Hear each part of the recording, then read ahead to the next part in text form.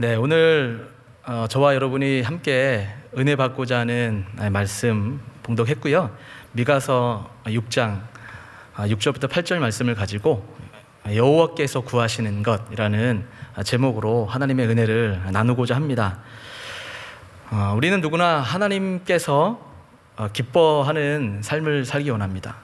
결국은 그렇게 하나님께서 기뻐하시는 삶을 삶으로 하나님께는 영광이고 우리는 그 하나님이 주시는 그 은혜를 체험하기 원하기 때문입니다. 그래서 어떻게 하면 하나님께 더 가까이 나아가서 더 큰 은혜와 축복을 누릴 수 있을까? 이것이 예수 믿는 저희들에게 고민이 될 거라 생각을 합니다. 그래서 많은 사람들이 그 하나님이 기뻐하실 수만 있다면 하나님이 기뻐하시는 것이 무엇일까에 대한 고민을 가지고 어떤 사람은 헌금을 많이 한다던가 어떤 봉사를 한다던가 심지어 금식을 하거나 열심을 내서 하나님 앞에 가까이 나아가 보려고 합니다. 그 자체가 나쁜 것은 아니죠. 그러나 그런 어떤 행위 이전에 하나님께서는 어떤 자를 정녕 찾고 계시고 어떤 마음을 가진 자가 하나님이 원하시는 사람인가를 살펴보는 것은 굉장히 중요한 우리 하나님의 주시는 말씀이다라고 생각해 볼 수가 있습니다. 오늘 이 미가서는 그런 의미에서 우리에게 문제에 대한 답을 주고 있습니다. 먼저 좀 전에 읽었던 그 말씀을 보게 되면 미가서 선지자를 통하여 어떤 질문을 하고 있냐면 어떻게 하면 우리가 하나님 앞에 더 가까이 갈 수 있겠느냐. 또 두 번째 질문이 어떻게 하면 하나님 앞에 죄 용서를 받고 기도 응답을 받을 수 있겠느냐라는 질문을 하듯이 이렇게 말씀을 하고 있습니다. 그러고 나서 이스라엘 백성들이 하나님께서 이렇게 우리가 예배를 하고 의식을 행하면 기뻐할 거야 라고 하는 이런 생각을 열거를 하죠. 최종적으로 그러면서 하나님께서 진정 원하는 것은 세 가지로 말씀을 했죠. 공의를 행하는 것이고 또 인자를 사랑하는 것이고 또 하나는 너희가 겸손히 행하는 것이다 라는 말씀을 하십니다. 이스라엘 백성들이 하나님 앞에 나아갈 때 그 제사를 드리잖아요. 제사를 드릴 때 그 제물을 보게 되면 방금 읽었던 말씀을 보게 되면 1년 된 송아지를 드린다. 1년 된 송아지는 이제 태어난 지 1년 만에 드리는 송아지로서 가장 가치가 있는 거라고 합니다. 그래서 그 1년 된 송아지는 굉장히 값비싸기도 하고 가치가 있는 것이기 때문에 선뜻 내놓을 수가 없는 겁니다. 그렇게 드리면 좋지만 많은 사람들이 그렇게 드릴 수 없을 만큼 가치가 있었던 것이 1년 된 송아지고요. 또 천천의 수양, 양으로 봐도 천천의 수양으로 하나님께 나아갈까? 이 정도쯤 마음과 정성으로 예배하면 주님이 받아주실까? 이런 얘기를 하고 있고 만만의 기름, 여러분 기름이 지금은 우리가 기름을 다 빼려고 우리는 그러지만 그때 당시에 기름은 굉장히 소중한 것이었습니다. 그래서 제가 어렸을 적만 해도 이렇게 정육점 같은 데 가게 되면 기름을 따로 팔기도 했거든요. 그래서 기름은 굉장히 소중한 것이었습니다. 그래서 그런 기름으로 하나님께 나아갈까?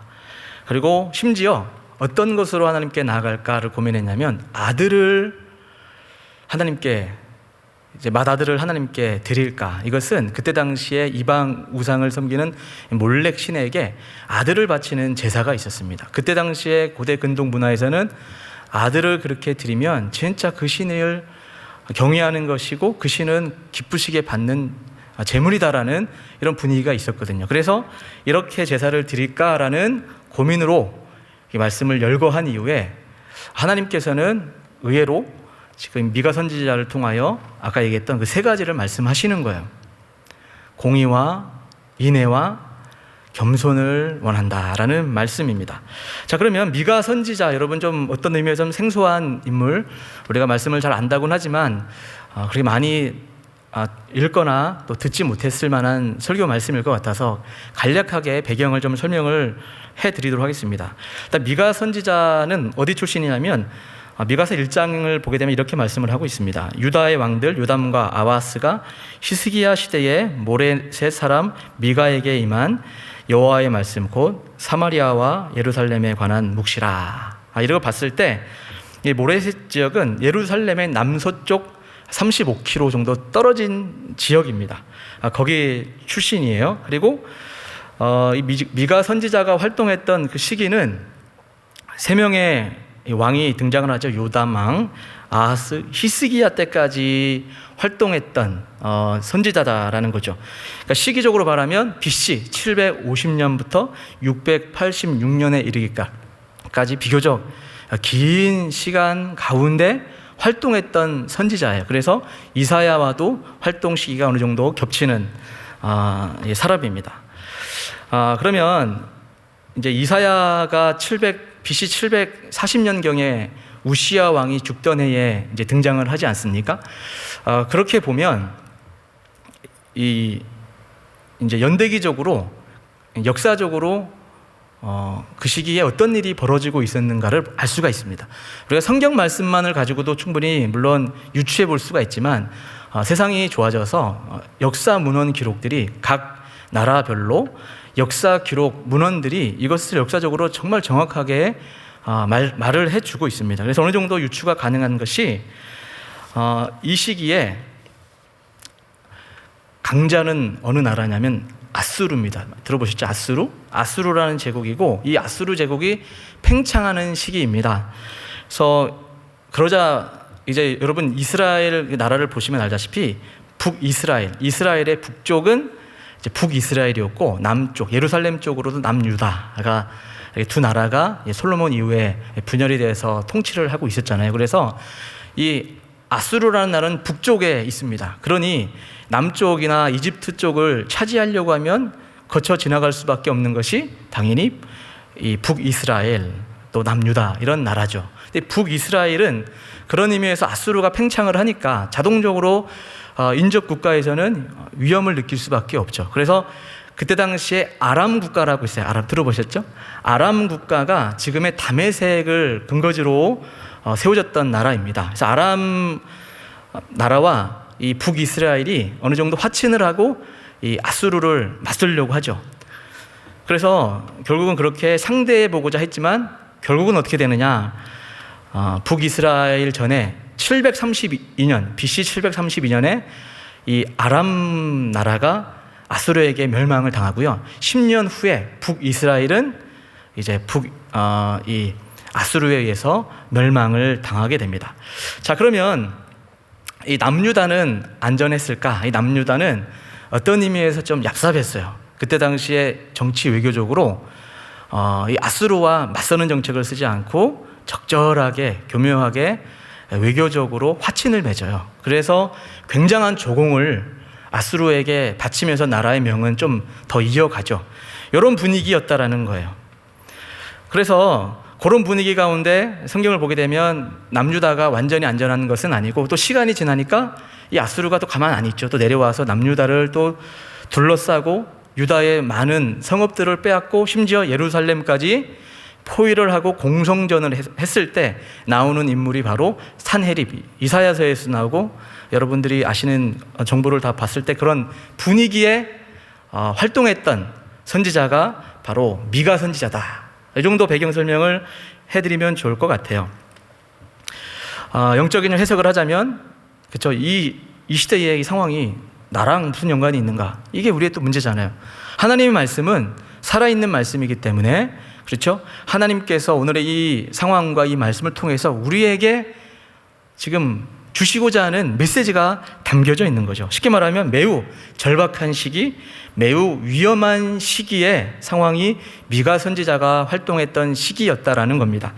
자, 미가서 전체의 이 구절을 또 쭉 보게 되면 장수는 몇 장이 안 되지만 이런 패턴이 나옵니다. 하나님께서 이 타락하고 교만하고 하나님을 떠나 있는 이 이스라엘 백성들에게 심판을 말씀합니다. 심판에 대한 무서운 경고를 해요. 그러다가 또 회복에 대한 말씀, 이렇게 회복될 것이야 라는 이 말씀을 3번에 걸쳐서 반복을 하게 됩니다. 그러니까 심판, 회복, 심판, 회복, 심판, 회복 이런 식으로 말씀을 이어갑니다. 그런 가운데 오늘 방금 읽었던 이 말씀은 이 3번의 패턴 가운데 반복하는 이 말씀에 대해서 왜 하나님이 심판하시는가? 이스라엘 백성들이 대체 무엇을 잘못했기에 하나님 보시기에 어떤 악행을 행했기에 하나님께서는 심판을 하시는가 요약적으로 말씀하고 있는 것이 방금 읽었던 말씀입니다. 이 말씀을 학자들은 구약의 황금률이다라고 말씀을 합니다. 오늘 방금 읽었던 말씀 굉장히 구약에서도 핵심 구절이다라고 말씀을 합니다. 다시 읽어주자면 특별히 6장 8절 사람아 주께서 선한 것이 무엇임을 내게 보이셨나니 여호와께서 내게 구하시는 것은 오직 정의를 행하며 인자를 사랑하며 겸손하게 내 하나님과 함께 행하는 것이 아니냐. 자, 하나님이 구하시는 것이 무엇이냐라고 하면 요 세 가지라는 거예요. 우리가 하나님께 구할 때 이것저것 구하는 건 많잖아요. 행복하게 원하고 잘 되게 원하고 그죠? 부유한 자 되게 원하고 능력 있는 자가 돼서 세상을 좀 멋지게 좀 살고 싶다. 물론 저속하게 기복주의적으로 우리가 믿는다고는 말하지 않아도 될 것 같아요. 그러나 사실 우리 바람 가운데 그런 것들을 은근히 마음속에 바라고 있을 때가 많이 있지 않습니까? 그러면 쉽게 우리가 이런 생각을 할 수 있죠. 제사가 잘못됐나? 하나님께서 지금 원하시는 거 이제는 더 이상 제사 드리지 마라. 그건 아닙니다. 말씀을 보게 되면 마태복음 23장 23절을 보게 되면 주님께서 이렇게 말씀을 하는데요. 우리 같이 한 목소리를 읽을까요? 23장 23절 시작.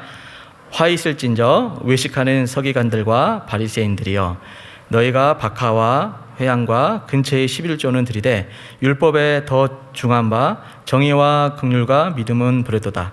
그러나 이것도 행하고 저것도 버리지 말아야 할지니라. 아멘. 우리 주님, 우리 예수님께서도 분명히 공의와 정의와 사랑, 긍휼 이런 것들 다 중요하지만 이것도 버리면 안 된다. 제사도 여전히 중요하다라는 것을 말씀을 하고 있습니다. 그래서 오늘 이 본문 말씀을 가지고 짧게 이 세 가지 정도만 살피고 말씀을 좀 정리하려고 해요. 첫 번째는 이들이 어떤 무엇이 문제였는가 할 때 첫 번째 정의 문제였다라는 거예요. 사람아 주께서 선한 것이 무엇임을 내게 보이셨나니 여호와께서 내게 구하시는 것은 오직 정의를 행하며. 자, 하나님께서 우리에게 원하는 삶은 하나님 앞에 정의롭게 행하는 것입니다. 또 바르게 사는 것이죠. 그래서 정의는 이런 거예요. 하나님 앞에 하나님의 백성으로서 옳게 행실을 행하는 것이 1차적인 정의의 의미라면 더 나아가서 하나님의 말씀과 하나님의 이 뜻은 공동체 세우는 데에 굉장히 중요한 의미가 담겨져 있거든요. 그래서 하나님의 백성, 이 공동체가 서로 평화롭게 지내며 약자들을 존중하고 보호해 주는 것, 이게 구약의 굉장히 중요한 핵심 중에 핵심이거든요. 그러니까 정의가 있는 나라에서는 약한 사람들을 우선적으로 보호하고 케어하는 것, 이것이 하나님 말씀의 굉장히 중요한 측면과 같은 것이죠. 근데 여기서 이 공의라는 것을 정의, 정직이라고도 이렇게 바꿔 쓸 수 있는 것을 볼 수가 있습니다. 그것을 11절, 우리가 지금 읽진 않았지만 후반부에 대해서 이제 이들이 어떤 공의, 정직하지, 정의롭게 살아가지 못했는가 할 때 11절, 12절 보면 이런 말씀을 해요. 내가 만일 부정한 저울을 썼거나 주머니에 거짓 저울추를 두었으면 깨끗하겠느냐. 그 부자들은 강포가 가득하였고 그 주민들은 거짓을 말하니 그 혀가 입에서 거짓 되도다. 아멘. 정직하지 않다는 거예요. 이 정직하지 않은 결과는 또 어떻게 되냐 하면 14절 보니까 내가 먹어도 배부르지 못하고 항상 속이 빌 것이며 내가 감추어도 보존되지 못하겠고 보존된 것은 내가 칼에 붙일 것이며. 그러니까 먹어도 배부르지 않고 또 모아두지만 간직할 수가 없는 상태. 왜냐하면 모아두어도 힘 있는 자들 칼을 가지고 무력으로 빼앗아가는 이런 불의한 상황, 이 상태가 바로 이스라엘 백성들의 삶의 모습이었다라는 거예요. 또 6장 15절 보니까 내가 씨를 뿌려도 추수하지 못할 것이며. 그러니까 공의롭지 못하고 정의롭지 못한 너희들에게 임할 화는 바로 이런 것이다 라고 하나님께서 경고하고 있는 거죠. 사실은 이스라엘 백성들이 그들 스스로가 먼저 하나님 앞에 또 이웃 사람들에게 정직하지 못하고 정의롭지 못하게 삶을 살았죠. 그 결과 그들도 부정직하게 당하는 거예요. 내가 열심히 일하고 또 간직하고 씨를 뿌렸지만 그것이 내게 돌아오지 않는 상태, 그죠? 부정한 상태, 이런 것이 바로 그때 당시 이스라엘 백성들이 직면하고 있었던 상황이라는 겁니다. 또 사회적인 악에 대해서 말씀을 하는데 7장으로 넘어가서 말씀을 하고 있어요. 제가 또 읽어드릴게요. 7장 3절을 보면 두 손으로 악을 부지런히 행하는도다. 그 지도자와 재판관은 뇌물을 구하며 권세자는 자기의 마음의 욕심을 말하며 그들이 서로 결합하니. 그러니까 재판을 하더라도 재판을 어떻게 한다고요? 뇌물을 받고 재판을 제대로 하지 않고 부정직한 방식으로 재판을 하는 거예요. 그래서 공의에 벗어난 이스라엘 백성들을 지금 책망하고 있는 말씀임을 볼 수가 있죠. 그래서 하나님께서 지금 구하고 있는 이스라엘 백성은 하나님의 백성이죠. 하나님의 백성, 하나님의 공동체가 추구해야 될 것은 공의로운 거, 정의로운 거, 정직하게 행해야 된다라고 말씀을 하고 있는 거죠. 그런데 이스라엘 백성들은 정직하지 않았다라고 우리에게 말씀을 하고 있습니다. 사랑하는 성도 여러분, 우리 3일에 온 성도는 정직하고 공의로운 하나님의 백성들이 되기를 주님의 이름으로 축복합니다. 우리 한국 사회를 한번 보셨으면 좋겠어요. 재판을 보나, 그죠? 사회 부조리를 보면 부정직한 게 너무 많아요. 권세자들이 그들의 인맥과, 그죠? 유력한 사람들의 관계를 활용하여 악한 일들을 얼마나 많이 감당하고 있는지, 위에가 저렇게 부정직하고 공의롭지 못하면 아랫물이 썩는 것은 어쩔 수가 없죠. 그래서 우리 사랑하는 이 3일의 성도 여러분, 공의롭고 정의롭게 행하는 거 하나님의 나라, 하나님의 백성들이 마땅히 행해야 될 모습임을 믿습니다. 그래서 아모스 선지자는 정의가 결여되니 예배 행위는 하나님을 섬기는 것이 아니라 인간을 섬기는 것이라고 경고하면서 오직 정의를 행하라라고 말씀을 하고 있어요. 아모스 5장 24절 말씀인데요. 이것도 같이 한번 읽어볼까요? 시작. 오직 정의를 물같이 공의를 마르지 않는 강같이 흐르게 할지어다. 아멘. 자, 오늘부터 하나님의 나라가 이 땅에 임하도록 정의롭고 공의를 행하는 하나님의 백성들 되기를 주님의 이름으로 축복합니다. 자, 그러면 두 번째 살펴봅시다. 하나님께서 책망하고 있는 것, 그들이 놓치고 있었던 것 중에 하나가 바로 인자를 사랑하며, 여기서 인자라고 하는 것은 예수님이 인자, 이 인자가 아니고 헤세드라는 단어입니다. 인자, 인애, 인자, 그렇죠? 긍휼, 이런 개념인데요. 하나님께서는 공의를 행하는과 함께 무엇을 사랑하라라고 얘기하냐면 인자를 사랑하라라고 말씀을 하고 있습니다. 자, 여기서 인자는 헤세드라는 단어인데 이게 이런 개념입니다. 언약에 충실한 끊어지지 않는 사랑, 이게 헤세드인데 이게 이런 개념인 거예요. 하나님과 사람과의 관계적 개념에서는 하나님께 대한 사랑과 순종, 충성의 개념이 있고요. 사람과 사람의 관계 가운데서 헤세드라는 단어가 사용이 될 때에는 긍휼과 자비를 베푸는 삶, 이게 인자, 헤세드라는 단어의 용례라는 거예요. 그래서 이웃과의 관계에서 자비와 사랑이 있어야 된다라고 주님은 말씀을 하고 있는 겁니다.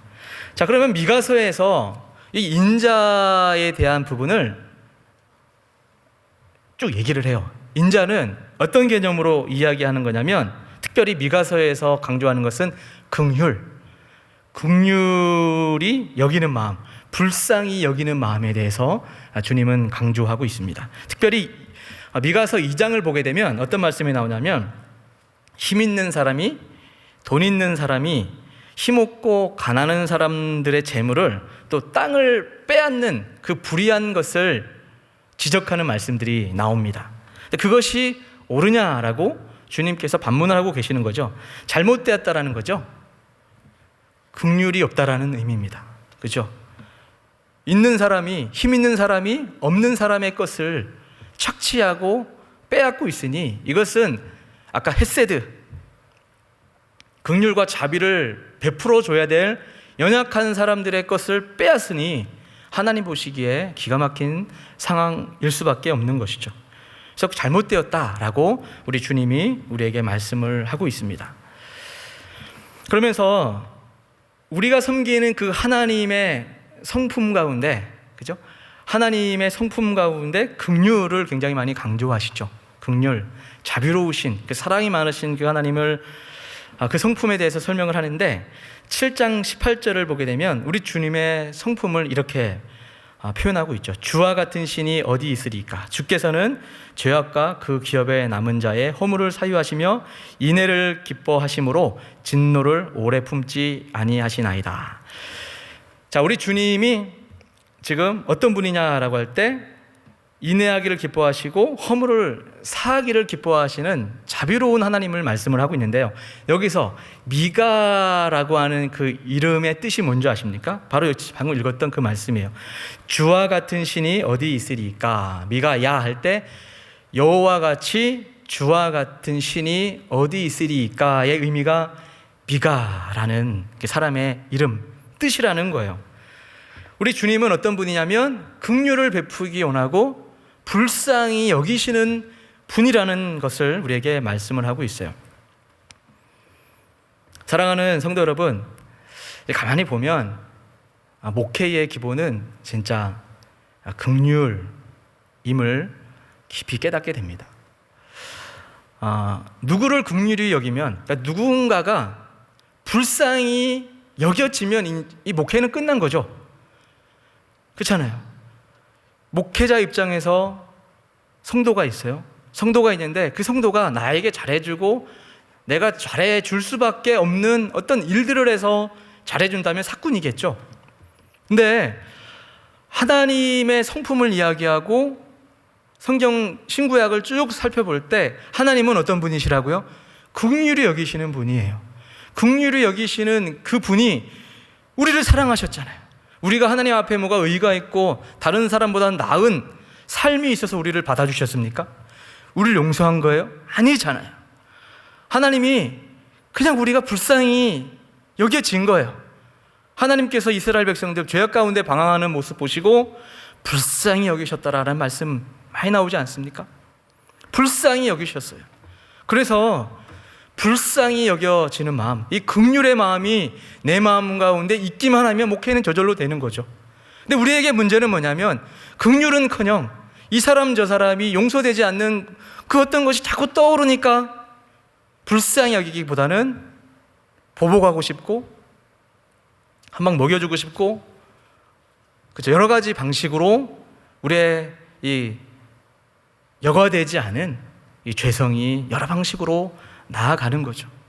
이런 모습이 하나님의 나라 공동체에 있으니 그 공동체가 바르게 돌아갈 수가 있겠습니까? 여러분 이런 생각할 수가 있어요. 긍휼히 여기는 사람, 뭐 가난하고 어렵고 약한 자 긍휼히 여기고 부요하고 세상적으로 부족함이 없어 보이는 사람이 뭐 긍휼히 여겨지나요? 라고 생각하는 사람이 있을 수 있습니다. 근데 그렇지 않습니다. 여러분 주변에도 여러분이 하나님을 만나고 영적으로 눈을 뜨게 되면 세상적으로 부요해 보이고 능력이 있어 보이고 돈 많은 사람 같아 보여도 그가 얼마나 영적인 상태에서 지금 괴로워하고 있고 마음 가운데 그 죄성이 가득한 예수 그리스도의 평안 없이 방황하고 있는가를 알게 되고 깨닫기만 되면 불쌍히 여겨져요. 그래서 우리가 이 시대에 회복되어져야 될 성품, 또 하나님이 우리에게 구하는 것이 무엇이냐 할 때 긍휼입니다. 긍휼. 여러분이 한번 스스로를 돌아봤으면 좋겠어요. 주님께서는 나를 그렇게 긍휼히 여겨주시고 나를 그렇게 불쌍히 여겨주셨는데 나는 과연 내 주변에 있는 사람들을 그렇게 긍휼히 여기고 있는가? 헤세드, 자비와 사랑으로 케어하고 있는가를 돌아보는 우리 성도가 되었으면 좋겠습니다. 주님께서 우리에게 은혜를 입혀주시면 불쌍히 보여요. 그렇죠? 그냥 불쌍해서 불쌍한 게 아니라 제가 불쌍히 보여요? 불쌍해서 불쌍한 것이 아니고 하나님의 은혜를 받으면 불쌍히 보이더라고요.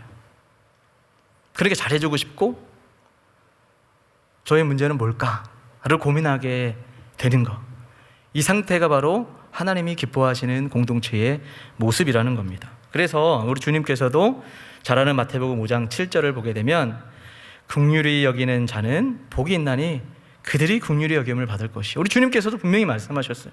긍휼히 여겨야 된다. 너희들도 긍휼히 여김 받았지 않았냐. 야고보서 2장 13절을 보게 되면 이거 같이 읽을까요? 시작. 긍휼을 행하지 아니하는 자에게는 긍휼 없는 심판이 있으리라. 긍휼은 심판을 이기고 자랑하느니라. 아멘. 하나님께서 분명히 경고하고 있어요. 우리가 긍휼함을 불쌍히 여김을 받아야 되는 마땅한 연약한 사람이거늘, 그렇죠? 우리가 부족하잖아요. 우리가 늘 부족해서 실수하고 실패하고 죄를 짓고 다른 사람들을 아프게 해요. 용서받아야 될 상황 가운데 놓여 있음에도 불구하고 긍휼을 행하지 않는 거죠.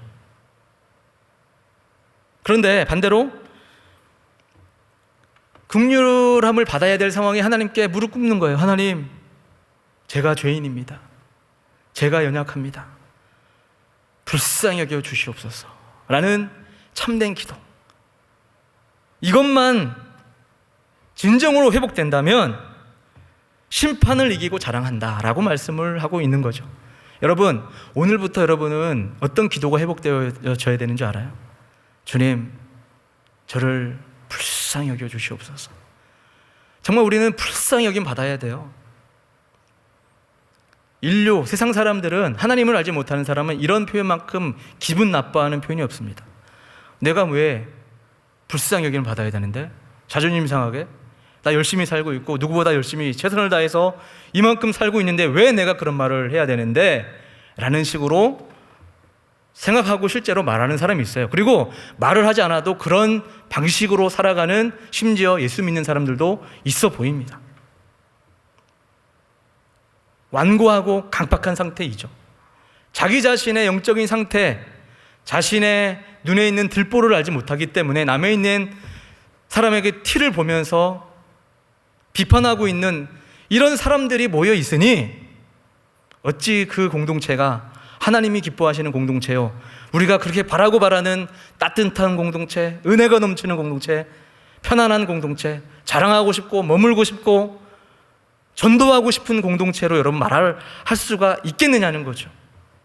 여러분은 정말 하나님 앞에 불쌍히 여겨달라고 여러분의 영적인 주제 파악을 잘하고 무릎 꿇고 있습니까? 여러분의 그런 고백이 없기 때문에 여러분 주변에 사람이 없는 거예요. 진짜예요. 여러분, 우리는 정말 하나님의 말씀에 눈을 뜨면 세상적으로 능력 있고 힘 있는 사람한테 가까이 가기보다는 편한 사람이 좋아져요. 편한 사람.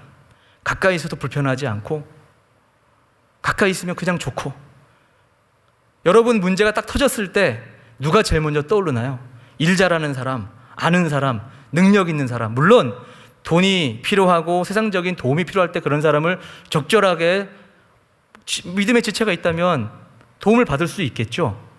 근데 그런 거 말고 우리가 하나님을 믿는 사람들이 뭐 세상적인 도움이 필요할 때 도움 주라고 이렇게 맺어진 공동체입니까? 크고 작은 눈물 날 만한 일이 발생을 해도 편하게 찾아가서 내 마음을 쏟아놓고 고민을 털어놓을 수 있을 만큼의 좋은 사람, 이런 사람이 하나님이 찾는 사람인 거거든요. 이건 거저되지 않습니다. 여러분이 주님을 깊이 만나셔야 돼요. 이런 것은 없이 그저 하나님 앞에 어떤 예물을 가지고 나아갈까 라고 의식에만 집중했던 이스라엘 백성들을 하나님 보시고 책망을 하고 있는 것입니다. 사랑하는 성도 여러분, 나도 긍휼을 받았으니까, 나도 불쌍히 여김을 받고 있는 상태라는 것을 꼭 기억하면서 여러분 옆에 있는 지체들을, 사람들을 긍휼히 여길 수 있기를 주님의 이름으로 축복합니다. 그것이 주님이 기뻐하시는, 여러분에게 구하는 거예요. 그거 좀 해줘 라고 말씀을 하고 있는 것이죠. 마지막으로 하나 살피고 이제 말씀을 정리하겠습니다. 겸손하게 나 하나님과 함께 행하는 것이 아니냐, 겸손을 말씀을 하고 있습니다. 겸손. 우리가 잘 아는 교양 있는 표현 같죠. 겸손. 겸손해야지. 머리 숙이고 예 하는 이런 정도의 의미에서 겸손을 말하는 것이 아닙니다. 궁극적으로 하나님께서 우리에게 원하는 삶은 겸손하게 하나님과 함께 동행하는 것, 이게 겸손이다라고 우리에게 말씀을 하고 있습니다. 그래서 정의와 인자를 사랑하는, 정의를 행하고 인자를 사랑하는 삶이 되려면 우선적으로 이게 여러분 마음 가운데 준비가 돼 있어야 돼요. 겸손. 하나님과 동행하고자 하는 것을 사랑하고 하나님을 신뢰하고 겸손히 행하는 것, 그것이 주님이 정말 여러분에게 구하는 것이라는 거예요. 여러분, 겸손이 뭐냐 할 때 하나님을 하나님으로 인정하는 거거든요. 하나님은 내 창조주가 되시고 나는 먼지, 흙, 나는 피조물입니다. 나는 아무것도 아닌 I'm nothing이라는 것을 고백하는 게, 이게 겸손의 시작이에요. 근데 교만이라는 것이 아담과 하와가 범죄할 때도 그렇게 먼지투성이와 같은 인간 존재의 주제에 하나님처럼 되려고 자기가 뭔가 잘할 수 있는 줄 알고 자기의 기준, 죄라는 게 그거잖아요. 자기 기준이에요. 선악을 스스로 판단해서 이건 옳고 저거는 틀리고 이런 개념으로 자기가 정리화한 것이 어떤 의미의 죄거든요. 여러분, 하나님의 말씀만이 선이고 정의롭고 바른 길이 되는 거지, 우리 인간이 깊이 판단하고 선악을 이거 이렇게 하는 게 선인가, 하나님 말씀을 알지 못하기 때문에 교만해지고 우리의 얄팍한 짧은 판단으로 선택해 버리는 것이거든요. 결국은 죄를 짓게 되는 것이죠. 그래서 아담과 하와가 교만해서 죄를 범하게 되었다라는 겁니다. 그래서 하나님과 함께 겸손히 행한다라고 하는 그 말은 삶 전체가 하나님께 인정받는 삶이 되어야 된다라는 말씀을 하고 있는 거죠. 겸손, 하나님과 동행하는 자, 누가 기억이 나죠? 창세기의 에녹, 하나님과 동행하였더라라고 말씀하고 있어요. 겸손한 자예요. 늘 하나님의 말씀에 비추어 삶을 살고 높아져 있으면 낮추고 하는 그런 삶을 살았던 자가 바로 에녹이었습니다. 베드로전서 5장 5절을 보면 하나님이 이런 말씀을 합니다. 제가 읽어드릴게요. 젊은 자들아, 이와 같이 장로들에게 순종하고 다소로 겸손으로 허리를 동이라. 하나님은 교만한 자를 대적하시되 겸손한 자들에게는 은혜를 주시느니라. 아멘. 그렇습니다, 여러분. 겸손하면 모든 것이 풀립니다. 저 장담합니다. 겸손하면 하나님이 모든 일에 우리를 은혜롭게 하셔요. 세상적인 부귀영화, 능력, 있고 없고의 개념이 아니라 겸손하면 하나님 앞에 무릎 꿇고 엎드리면 어떤 방식이든지 하나님의 살아계심을 경험하게 합니다. 그리고 일이 되게 하십니다. 우리가 살아가는 이 신앙의 삶의 길은 우리 측면에서 to do something이 아니에요. 사실은 to be done, 하나님의 은혜로 일이 되어지는 겁니다. 우리가 자칫 교만하고 영적으로 눈이 가려지면 우리가 좀 지혜롭게 한 듯해서 내가 한 줄 알아요. 그렇지 않습니다.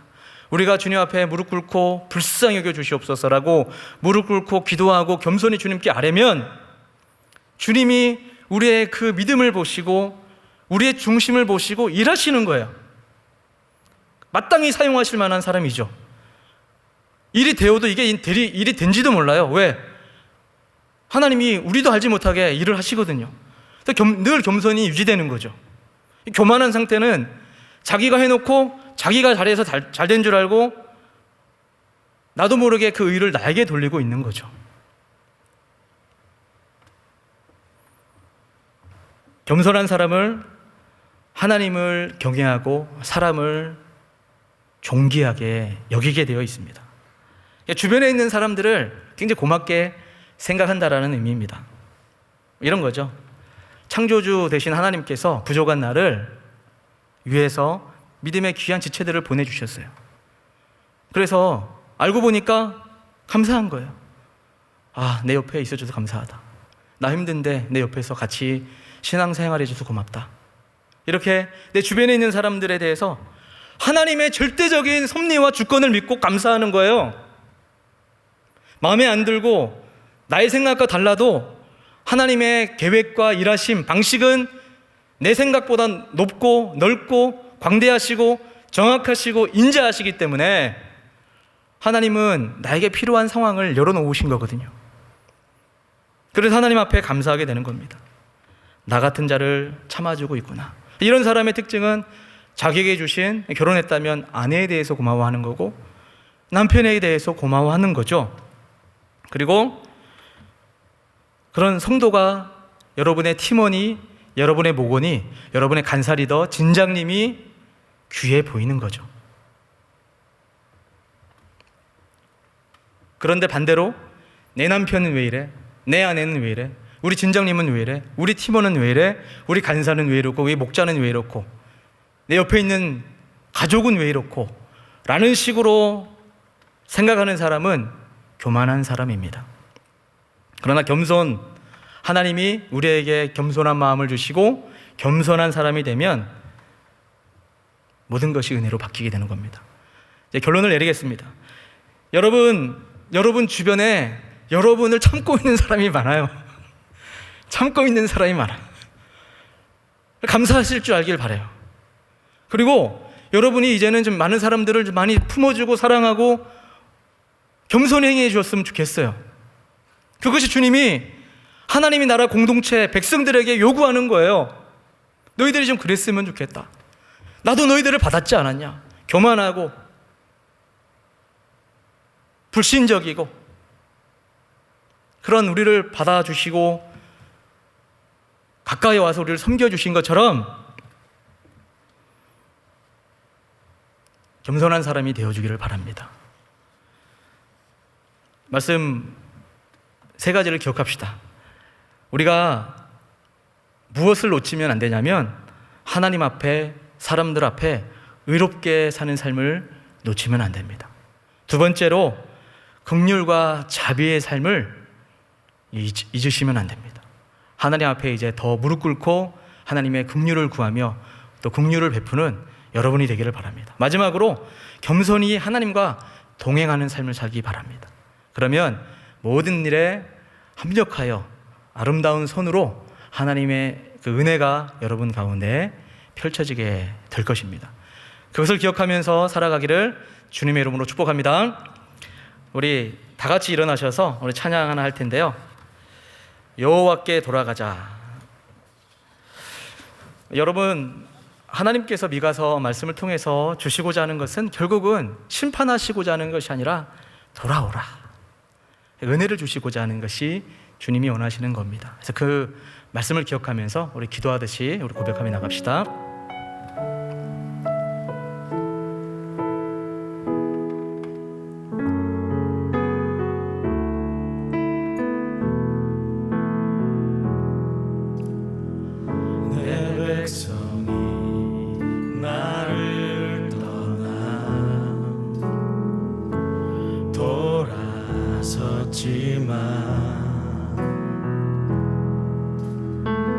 내 사랑이 내 백성을 포기 못하니 내 모든 것 내어주고 내 모든 것 내어주고 나 그를 얻으리라. 여호와께 돌아가자. 여호와께 돌아가자. 우린 돌아서도 그는 변치 않네. 여호와께 돌아가자. 우린 넘어져도 그 사랑 영원하네. 우리 처음부터 한 번 더 찬양하겠습니다. 내 백성이 나를 떠나 우리 하나님의 사랑은 우리를 포기하지 않고 있음을 믿습니다. 내 사랑이 내 백성을 포기 못하니 내 모든 것 내어주고 내 모든 것 내어주고 나 그들을 얻으리라. 여호와께 돌아가자. 우린 돌아서도 그는 변치 않네. 여호와께 돌아가자. 우린 넘어져도 그 사랑은 오래 참고 사랑은 오래 참고 여러분 자신을 내어주기 원합니다. 자신을 내어주는 서로 사랑할 때 서로 사랑할 때 세상은 주보내 사랑은 절대지. 우리 한 번 더 우리 두 손 들고 고백합시다. 사랑은 오래 참고 사랑은 오래 참고 자신을 내어주네. 서로 사랑할 때 서로 사랑할 때 세상은 주보내 사랑은 절대 지지 않네. 여호와께 돌아가자. 우린 돌아서도 그는 변치 않네. 여호와께 돌아가자. 우린 네, 마지막 한 번 더 고백합니다. 여호와께 돌아가기 원합니다. 여호와께 돌아가자. 우린 돌아서도 그는 변치 않네. 여호와께 돌아가자. 우린 넘어져도 그 사랑 영원하네. 우리 장 같이 한번 기도합시다. 그렇습니다. 신앙생활은 어떤 의미에서 하나님께 돌아가는 거예요. 늘 완전하게 살고 싶고 누구보다도 잘 살고 싶었지만 왜 그렇게 마음의 각오를 하면 더 넘어지듯이 넘어지는지, 이게 우리의 실존입니다. 그런 하나님은 우리를 책망하고 우리를 멸시하는 것이 아니라 상하고 정말로 아픈 마음을 가지고 주님 앞에 나오는 그 영혼을 더 불쌍히 여겨주시고 은혜 펴주시는 줄 믿습니다. 이 시간 기도할 때 하나님 다시 한번 주님 앞에 돌아가기 원합니다. 내가 잊고 있었던, 내가 은혜만을 강조했지 하나님의 백성다운 공의, 정의로웠던 삶을 놓치고 있었다면 하나님을 본받아 거룩한 삶을 회복하는 자 되게 하여 주시옵소서.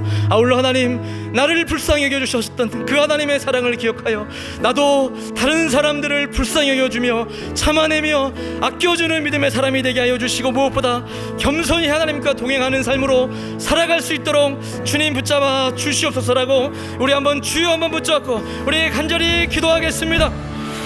주여, 하나님 아버지, 이 시간 기도합니다. 하나님